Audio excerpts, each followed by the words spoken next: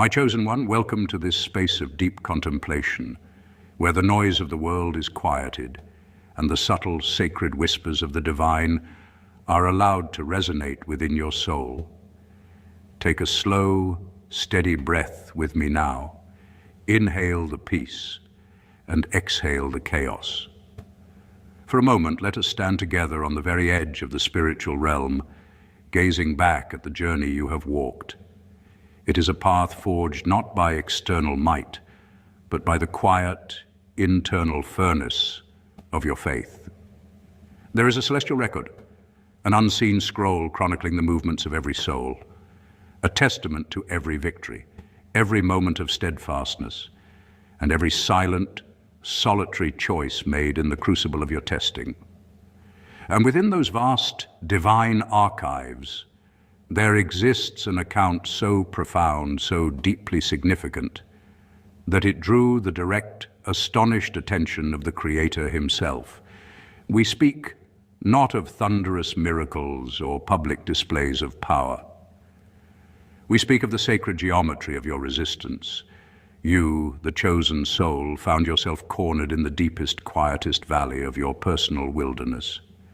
You were alone, truly alone, stripped of worldly comfort, with the shadow of doubt and the cold pressure of defeat pressing in from every side.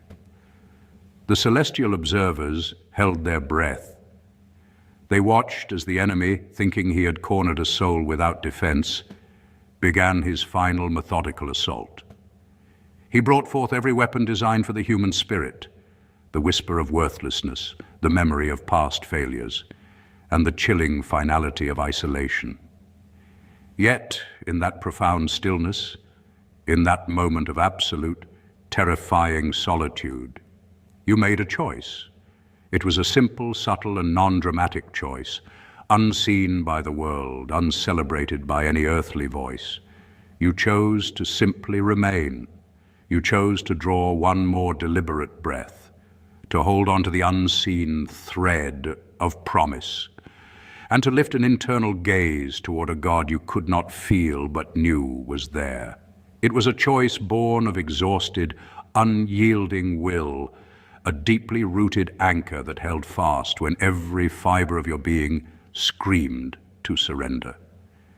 This quiet, solitary act of persistence, this gentle refusal to be moved, was the victory that reverberated through the very halls of heaven. It was the moment that demonstrated the absolute, uncorruptible nature of the seed planted within you. The adversary did not comprehend it. He was prepared for a fight, a battle of fire and fury, but not for the calm, silent defiance of a soul simply choosing faith over the evidence of the five senses. In that singular moment of choosing faith while utterly alone, you performed an act of spiritual defiance so pure, so contrary to the expectation of flesh and fear, that it illuminated your divine essence for all eternity. This is the truth we explore today, the profound impact of your quiet endurance, the depth of character that even the divine pause to acknowledge. Let us now delve into the 7 profound insights into your solitary victory. Point 1, the power of unwitnessed steadfastness. The initial astonishment of the divine was centered on your capacity for steadfastness when no human eye was upon you. Many can hold their ground in public, inspired by the approval of others. Your profound victory was in the privacy of your own soul. You endured slander, financial uncertainty, and betrayal, not for human applause, but for the integrity of the spiritual covenant you hold. This silent, singular commitment is the highest form of worship. The psychological weight of unwitnessed suffering is immense, chosen one. When hardship strikes, the natural human impulse is to seek validation, to find a witness who can verify the depth of the pain, thereby alleviating some of the isolation. In the spiritual path, however, the most transformative trials are often those that must be endured in profound secrecy. This is the laboratory of the soul, where true spiritual alloy is forged. Think for a moment of the nights you spent awake, wrestling with doubt, or the days you performed your duties while carrying a hidden, agonizing wound. There was no audience for these moments. There was no person to pat your shoulder, no one to proclaim your strength on social media, and no public recognition to sustain your resolve. You were alone with the raw reality of the spiritual war being waged within your mind. The enemy uses this isolation as its primary tool. It whispers the insidious lie that if no one sees your struggle, then the struggle itself is meaningless, or worse, that you are the sole cause of your own pain. The world understands performance, a grand gesture, a visible sacrifice. But the heavens understand presence, the quiet, absolute refusal to shift your spiritual center, even when the tectonic plates of your life are violently moving. Your steadfastness was a sustained act of internal defiance. It was a repeated, hourly choice to align your internal state with the promise of the divine, rather than the despairing circumstances of the external environment. This wasn't a sudden, heroic leap of faith. It was the slow, methodical act of placing one foot in front of the other, day after day, in the spiritual darkness. This quiet persistence is the precise measure of a truly chosen spirit. The shock to the heavens was the realization that your adherence to the divine path was not conditional upon external reward or human verification. It was simply the fundamental operating principle of your being. This unwitnessed endurance created a spiritual vacuum around you, sealing you off from the chaos and drawing the attention of the celestial court. It demonstrated that the anchor of your soul was sunk so deeply into the bedrock of truth that no storm, however lonely or terrifying, could drag you away. It is in this profound solitude that the soul truly recognizes its indestructible nature. It is here that you stood alone, and yet, in that very standing, you proved yourself worthy of the divine gaze. The depth of your commitment was startling because it transcended all human expectation of self-interest or social validation. You did not endure for anything external. You endured because of who you are. This unwavering commitment, performed in the quiet of your heart, is the spiritual act that echoes loudest in eternity. This, chosen one, is the power of unwitnessed steadfastness. Point 2, the refusal to adopt the enemy's weapons. In a world that demands aggression and retaliation, your choice was to remain rooted in grace and peace. When attacked, you attempted to use the same sharp words or malicious gossip deployed against you. Yet, you chose silence, prayer, and forgiveness instead. This is not weakness, it is the shock of spiritual purity, a profound act that broke the familiar cycle of darkness and violence, leaving the spiritual oppressors disoriented by the introduction of unconditional love. Let us deeply examine the spiritual psychology of conflict. The natural human response to injury is an immediate, energetic counter-response, a desire for equivalence in suffering. When your character was assassinated, your initial impulse was to defend, to expose, and to return the same measure of pain that was inflicted upon you. This is the trap of spiritual warfare, to be drawn into fighting on the enemy's terms, using the enemy's corrupted tools. You see, the adversary does not fear your anger. He feeds on it. He does not fear your retaliation. It is the fuel for his continued cycle of destruction. His ultimate goal is not just to wound you, but to compel you to wound others, thereby corrupting the pure light within your soul and neutralizing your spiritual influence.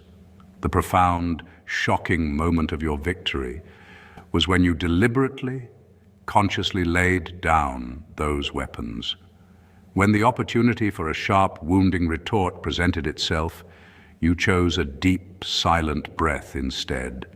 When the urge to gossip or slander those who betrayed you was overwhelming, you chose to seal your lips and offer a prayer. This deliberate choice is the ultimate act of spiritual sovereignty. It proclaims that your source of power is not rooted in the pain-for-pain economy of the lower realm, but in the boundless, non-reactive energy of divine grace.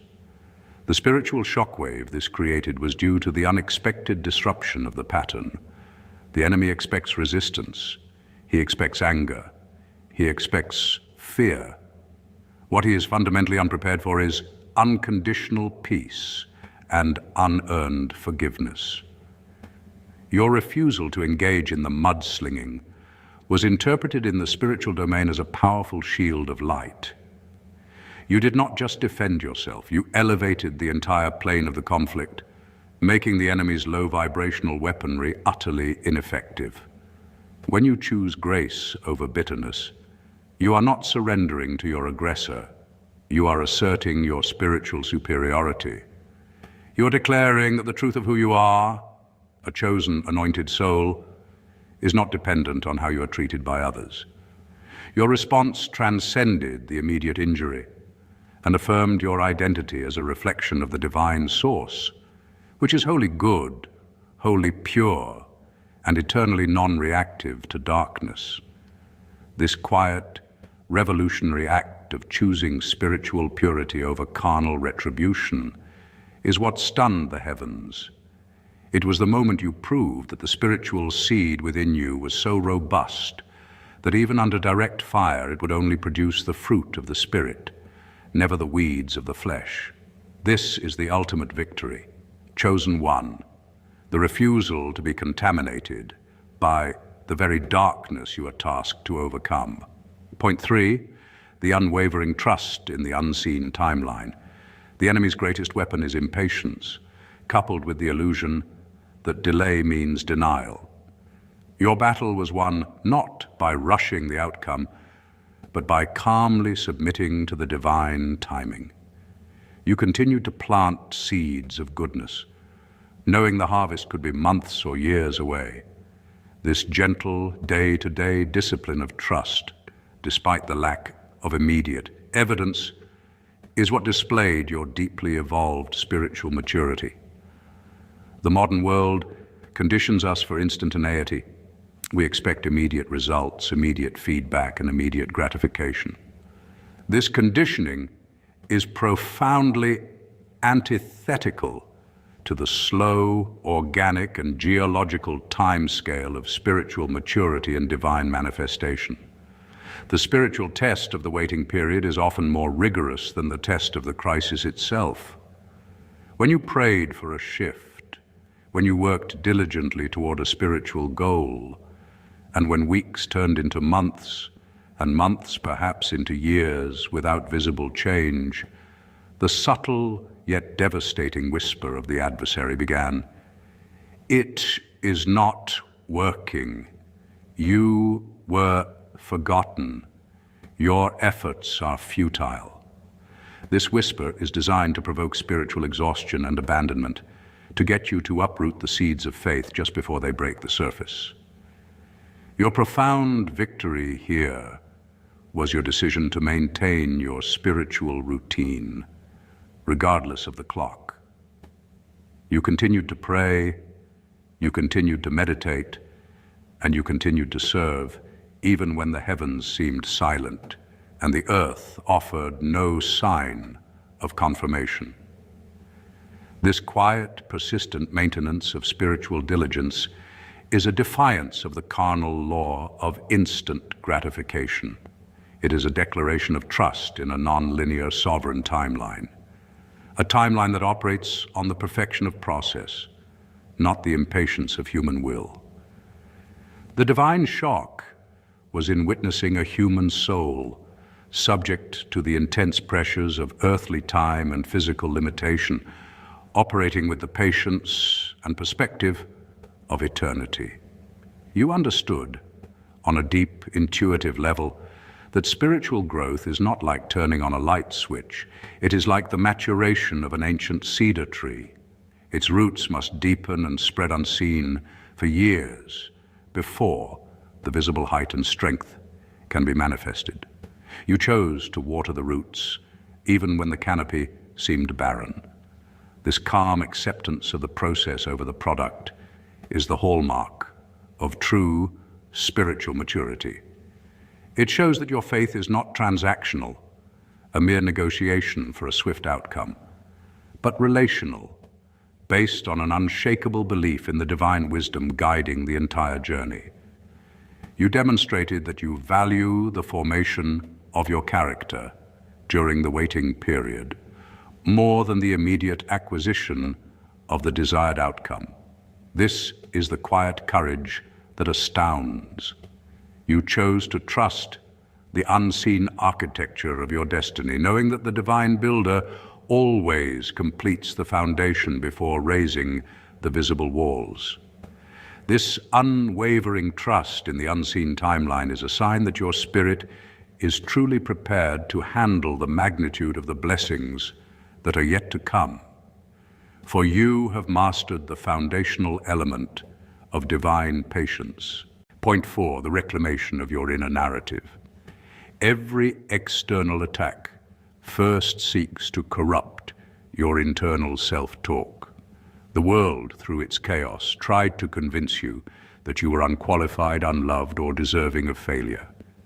The solitary thing you did that drew attention was the gentle, consistent act of replacing those lies with the established truth of your identity in the divine. You spoke grace to yourself when no one else would. This internal affirmation is a profound act of spiritual warfare. The most intimate battleground of the chosen soul is the mind. Long after the external noise of a conflict has died down, the enemy's most effective weapon remains active, the implanted negative, internal monologue. Slander, rejection, or failure in the material world is engineered primarily to shift your internal narrative from divine truth to human limitation. The lie whispers you are not enough. You deserve this pain. You will never be free. The spiritual warfare here is not fought with external acts, but with cognitive discipline, the deliberate, meticulous practice of internal self-correction. The astonishing act you performed, the solitary victory that garnered celestial attention, was the quiet, persistent practice of re-scripting your own mind. When the memory of rejection surfaced, you did not dwell on the pain. You immediately and gently pivoted to the truth of your unconditional worth in the eyes of the Creator. When the feeling of inadequacy arose, you consciously invoked the memory of a past spiritual victory, or the firm, unchanging promise of your anointing. This is the profound act of spiritual hygiene. You refuse to harbor the debris of negative, corrupted thought patterns. This is an incredibly difficult task because the human mind, left unchecked, often defaults to the negative, a form of self-sabotage learned through trauma and societal messaging. Your decision to enforce a boundary of truth within your own consciousness was a revolutionary act. It was the declaration, "My mind is not a public park for the enemy's thoughts. It is the sanctuary of the divine spirit, and only thoughts aligned with truth are permitted entry." The divine was shocked by this because it demonstrated complete self-mastery. It is easy to forgive others. It is far more difficult to forgive oneself and dismantle the deeply embedded architecture of self-blame and inadequacy. By consistently affirming the truth of your divine identity, your "I am" statement, you performed a solitary miracle of mental and emotional healing. This reclamation of your inner narrative meant that while the external world could touch your circumstances, it could no longer touch your core essence. You became internally impenetrable The adversary realized that his most potent weapon, self-doubt and internal condemnation, had been disarmed by your quiet, persistent commitment to affirming your chosen nature. This silent, sustained affirmation of grace and identity is the true spiritual shield, forged not in fire, but in the quiet, disciplined contemplation of your worth. Point 5. The gentle discipline of consistent kindness. Even when exhausted and hurt by others, you chose to offer a small kindness, a gentle word, a moment of patience, a quiet help, given without expectation. These subtle acts are the spiritual shock waves that ripple most forcefully through the cosmos. They defy the natural human inclination toward bitterness and demonstrate a heart perfectly aligned with the Creator's own nature. This point addresses the often overlooked area of spiritual fatigue and the temptation toward emotional rationing. When a chosen soul is under intense pressure, dealing with personal crisis, betrayal, or long-term struggle, the energetic reserves for kindness are the first to be depleted. The ego whispers that you have earned the right to be aloof, impatient, or self-focused. You have suffered enough, and the world can wait. The shocking victory you achieved was the ability to override this natural, exhausted impulse and maintain a gentle, consistent flow of grace toward others, particularly strangers or those who did nothing to earn it. This wasn't a grand philanthropic gesture performed for recognition. It was the quiet, almost invisible act, the patience you showed the overwhelmed cashier, the genuine smile you offered the difficult relative, and the quiet decision to clean up a mess you didn't make, simply to ease the burden on someone else. These small, unrecompensed acts of kindness are the true measures of an anointed heart. They demonstrate that your reservoir of compassion is not dependent on your current emotional state, but is fed by a continuous, unfailing source of divine energy. They are proof that the love of the divine is active within you, flowing outwards even when you yourself feel empty.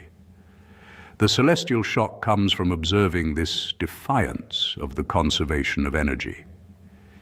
In the physical world, resources are limited. Exhaustion limits output. Yet in the spiritual economy, the act of giving kindness, even when drained, often triggers a reciprocal inflow of energy and grace. You proved this law by operating from a place of spiritual abundance rather than physical scarcity. Furthermore, kindness, when unexpected, is the single most disruptive force against the low vibrational energy in the world. A gentle word offered to someone steeped in anger is like a drop of pure water on hot oil. It creates an unexpected, powerful cleansing reaction. You, chosen one, consciously and repeatedly chose to be the source of that disruptive, gentle cleansing. You chose to be the light in small, inconvenient corners. This consistent, low-key, and pervasive kindness, sustained over time despite your own trials, is what demonstrated a supernatural level of spiritual discipline. It showed the heavens that your default state is truly love, and that you have mastered the egoic desire for self-pity and resentment, choosing instead the quiet, difficult path of selfless service. This gentle discipline is the very fragrance of the divine. Point 6, the ability to bless your detractors. This point requires deep, prayerful reflection. The most surprising act was your quiet capacity to pray sincerely for the very people who sought your downfall. This level of spiritual emancipation, to hold no bitterness or desire for retribution, shows a complete detachment from the earthly ego. It is an act of spiritual authority, proving that you have transcended the pain they inflicted. This alone is a source of boundless heavenly recognition.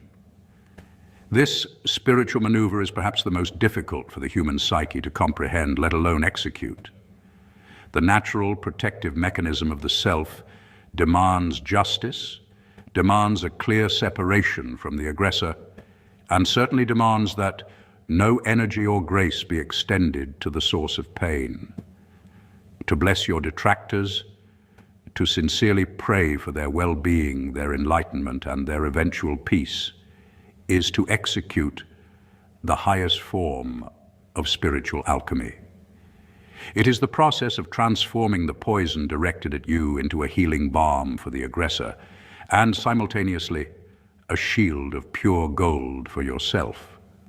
The shock in the heavens was witnessing a soul who fully understood that the people who attack you are often the most wounded and spiritually blind individuals.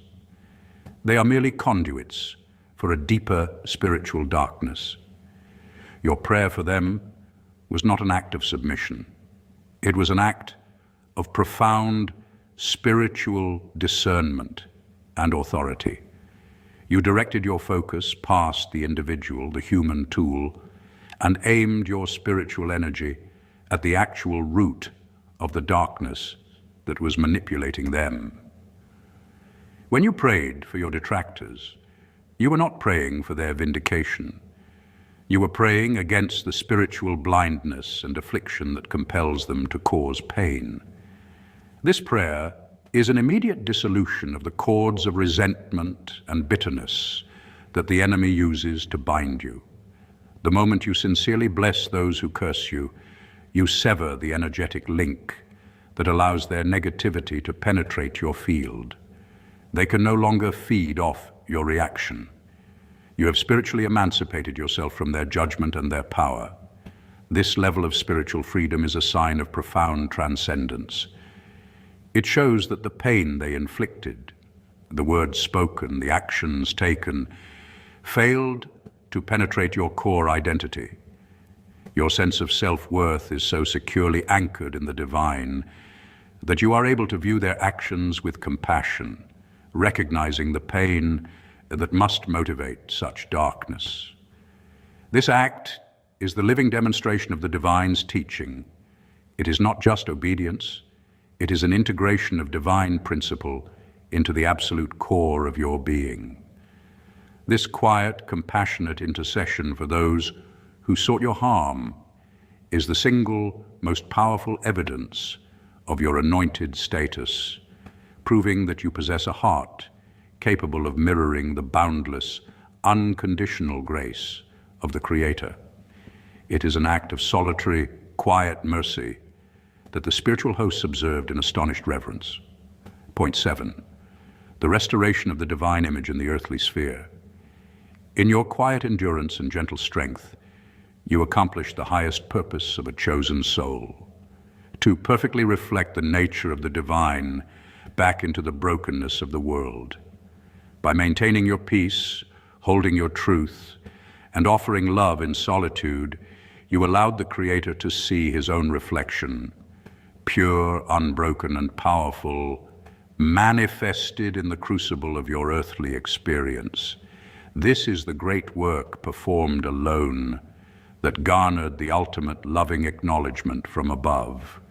We conclude our contemplation on the ultimate purpose of your chosen life and the final, most profound reason for the celestial shock. The creation narrative is fundamentally about the reflection of the divine within the material world. Humanity was intended to be the mirror, perfectly reflecting the attributes of the Creator, love, peace, patience, and wisdom, into the earthly sphere.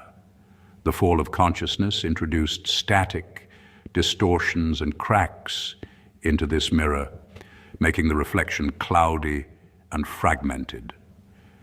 Your entire spiritual journey, chosen one, has been the solitary, painstaking process of polishing and restoring that mirror within yourself. The 6 previous points, steadfastness, purity, patience, self-mastery, kindness, and mercy, were all facets of this restoration work. When you maintained peace in the face of chaos, you were reflecting the divine's unwavering stillness. When you exercised patience in the waiting period, you were reflecting the divine's eternal timeline. When you chose kindness over bitterness, you were reflecting the divine's generous nature. The ultimate victory, the one that truly stunned the heavens, was the cumulative effect of all these solitary choices. The divine was shocked, not in a manner of surprise at an unforeseen event, but in the profound, loving recognition of witnessing his own purest nature, perfectly expressed in the most difficult of circumstances, in the crucible of a human life, lived alone, under attack. You, in your quiet, sustained integrity, became a clear, unblemished portal through which the pure, uncorrupted light of the Creator could shine into the darkness of the world. This is the great work. It is not about what you achieved in the world, the titles, the wealth, or the public victories, but who you became in the solitude of your heart. You proved that the divine pattern is indestructible, that the potential for perfect goodness remains, and that one's soul, operating in gentle, consistent alignment, can completely defy the spiritual entrenchment of the material realm. You were the single point of clarity, the quiet, unwavering beacon that attested to the absolute sovereign truth of divine love and power. This quiet, solitary manifestation of spiritual perfection is the crowning glory of your journey and the cause for the ultimate loving acknowledgement from the source of all being. Understand something deeper still. You did not earn this recognition by force, performance, or ambition. You earned it by refusal. Your refusal to mirror darkness, your refusal to descend into resentment, and your refusal to corrupt your internal environment just because the external became hostile. Every moment you chose silence over retaliation. Every moment you chose compassion over collapse. You corrected an ancient fracture in the spiritual architecture of humanity. You became evidence that the fall is not final. The divine looked through your life and saw renewal, saw what Adam forfeited, what generations abandoned, and what fear attempted to silence. You restored trust in the human vessel. You proved that divine consciousness could still inhabit flesh without contamination. In a world seduced by noise and validation, you embraced sacred anonymity. While others displayed their virtues for applause, you hid yours like a treasure. That hiddenness was worship. It was a witness. It was spiritual defiance. The heavens were moved because you showed that love could operate without witnesses, that faith could burn without reward, and that goodness could remain steady without approval. The angels understood the cost. They saw the nights when your heart ached from misunderstanding, yet you still chose gentleness. They saw the betrayals that tried to twist your spirit into hardness, yet you preserved softness. They saw the loneliness meant to break you, yet you turned solitude into sanctuary. Each moment became a stroke of polish across the mirror of your soul, restoring what was ancient, sacred, and nearly forgotten. And now the divine sees his own reflection again, not distorted, not fractured, but burning with clarity. Your life became a living scripture, a hidden gospel written in endurance. The celestial shock is simply reverent recognition. You fulfilled the original blueprint. You became what humanity was designed to be. And that chosen one is the rarest miracle on earth. Chosen one, your greatest victories will often be those known only to you and the divine. The spiritual realm operates on a different metric than the earth, because heaven does not measure achievement by applause, validation, or social visibility. It is not the praise of man that matters, but the quiet, sovereign choices of your heart. those moments when you refused bitterness, chose growth instead of retaliation, and allowed grace to flow where your ego wanted revenge. The solitude that you often felt was not an abandonment, but a sacred preparation, a hidden chamber where your most profound spiritual work was accomplished without witnesses. In that silence, your spirit was trained to endure, to discern, and to rise. The gentle strength you exhibited, the unshakable peace you maintained, and the unearned grace you extended were all seen, all recorded, and all celebrated in the highest courts of the spiritual universe. You were never overlooked. You were being refined in secrecy. May you now carry this awareness forward, that your solitude remains a consecrated chamber, and your quiet persistence is a profound, disarming power. Continue to walk this anointed path with a gentle, steadfast heart, knowing that the greatest battles are won in the stillness. The greatest breakthroughs are born in the unseen, and the deepest acknowledgements are made in the silence reserved for you and God alone. Be at peace and be well.